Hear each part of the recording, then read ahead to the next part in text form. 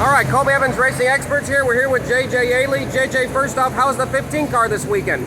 So far it's going okay. We fired off pretty tight. I think Goodyear brought a different tire here. It's got a lot less stagger, so just trying to find the balance. Made some big swings after qualifying. The car drove pretty decent. We picked up a couple tenths, which is always good, but still just need a little bit more, so we'll go back to the drawing board, get the computers out, do some sim, and see if we can find some more speed. Now, last week at Darlington wasn't a very good one for you. Why don't you explain to the fans what happened to the 66 last week? For the NBM Motorsports number 66, I broke a connecting rod. I guess it was about the middle of the race there, so unfortunately it exploded, made a huge fire.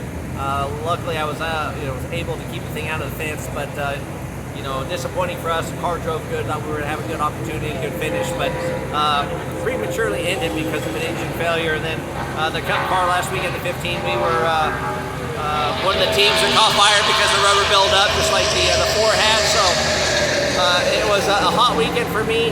In all the years I've been in NASCAR, I've never caught fire, and then had 3 fires in one weekend. So I can scratch that one off the list now.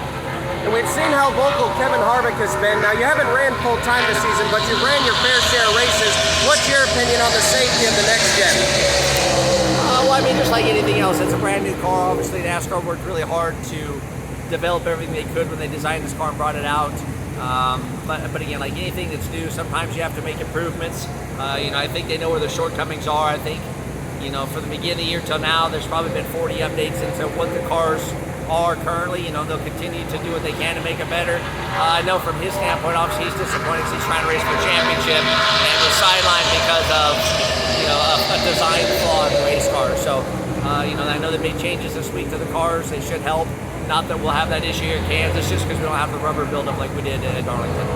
And my last question is you're back full-time racing in the Xfinity Series. It hasn't been the best season for you guys, but overall, how would you rate your season? You've definitely had your ups and downs.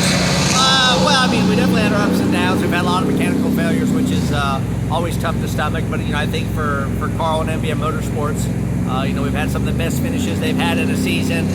We've set some new goals and new standards for their program. We just have to find the consistency to where we're fast every weekend versus having the highs and lows like we have so far this year. All right, that's Racing Experts, JJ Yeley. Thank you.